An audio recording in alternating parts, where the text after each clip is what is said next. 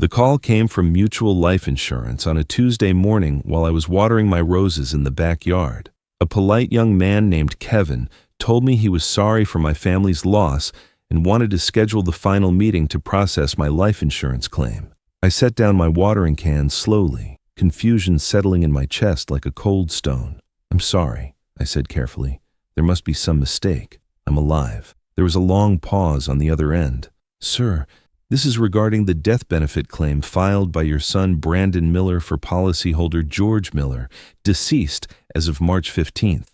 The beneficiary meeting is scheduled for Thursday at 2 p.m. to finalize the $750,000 payout." I was standing in my own garden, breathing normally, while my son was apparently collecting $750,000 for my death. What would you do if you discovered your own family had declared you dead for money? Would you call the police or walk into that meeting and let them see you alive?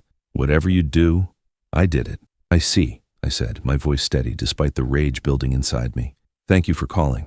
I hung up and stood among my wife Margaret's roses, the same roses I'd been tending for the 3 years since she passed, while my own son planned to profit from my supposedly lifeless body. If you've ever discovered your family was literally counting you dead for money, you'll understand what happened next.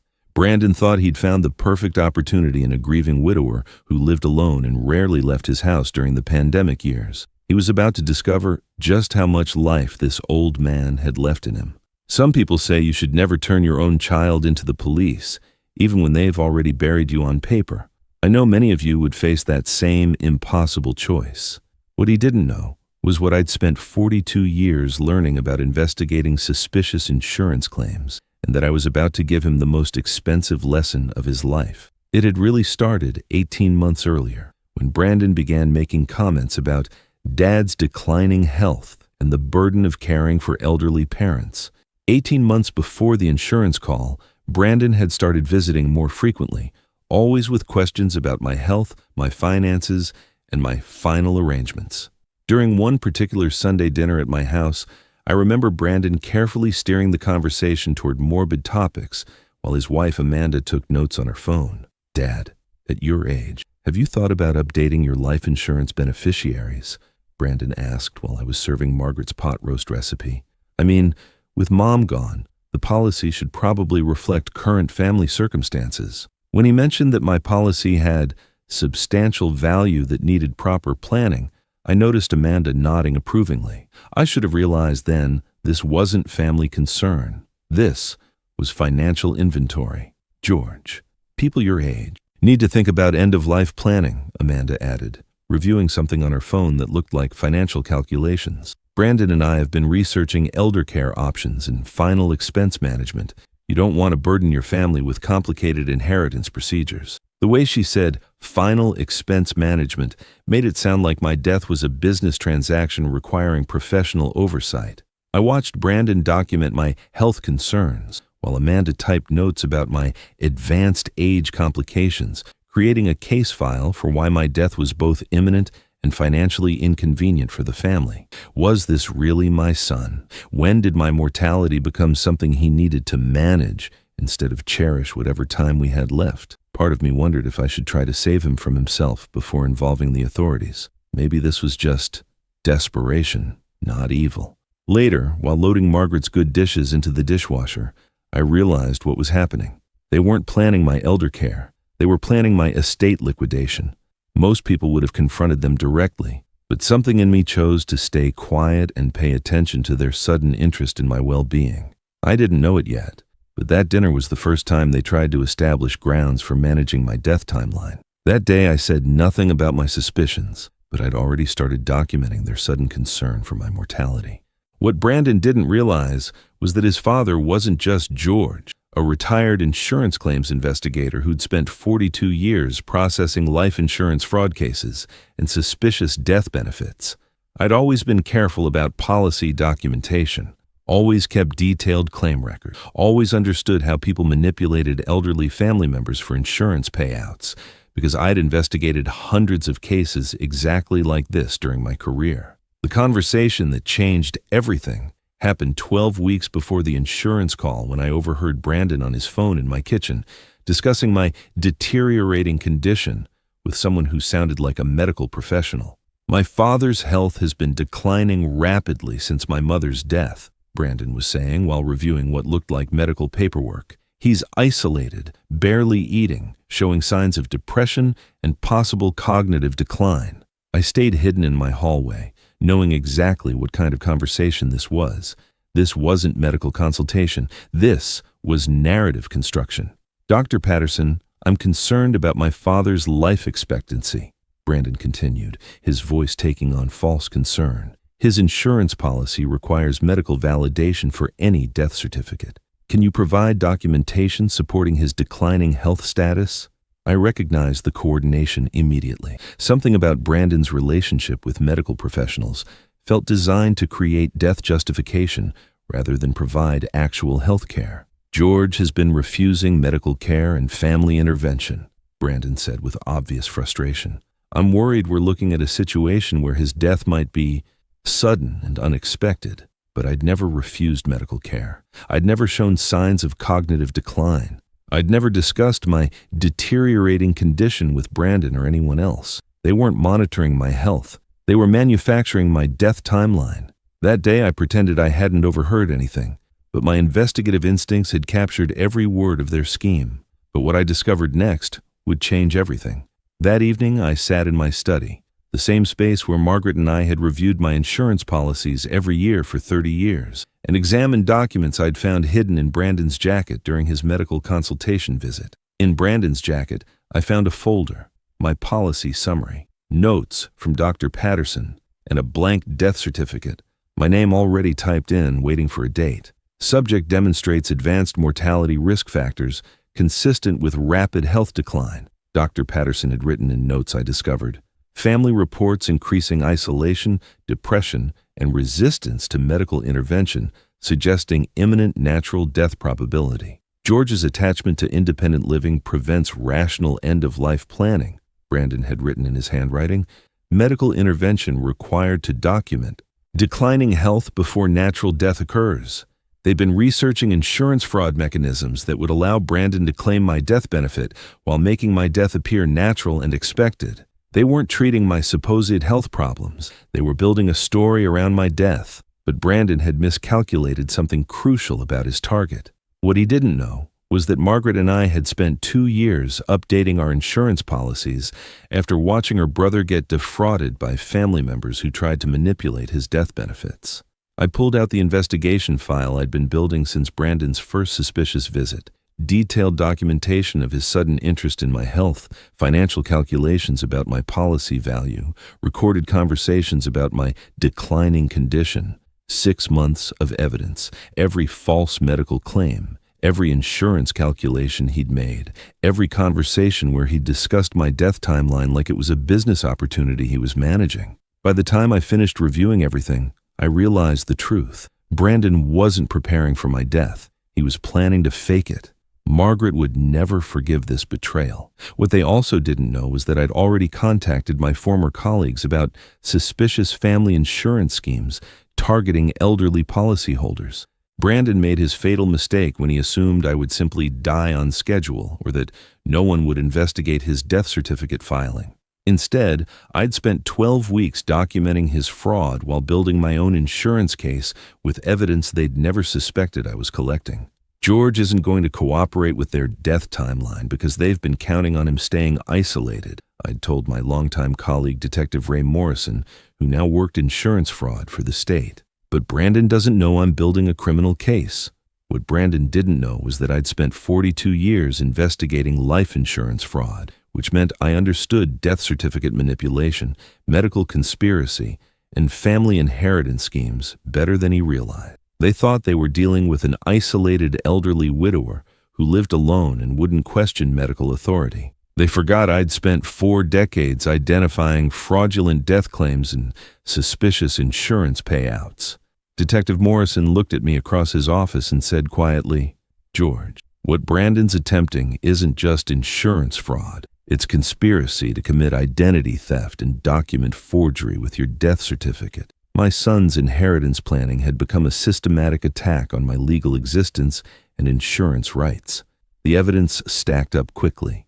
Brandon had collaborated with Dr. Patterson to create medical documentation that contradicted my actual health status, but they'd made procedural errors that any experienced insurance investigator would identify immediately. The death certificate filing violates standard medical examiner protocols, Detective Morrison confirmed. Dr. Patterson's death determination doesn't match any actual medical examination or hospital records. Brandon had attempted insurance fraud against someone whose career had been devoted to identifying exactly these schemes. Anyone who's ever investigated insurance fraud knows exactly why I kept fighting to protect my own policy. Tell me something.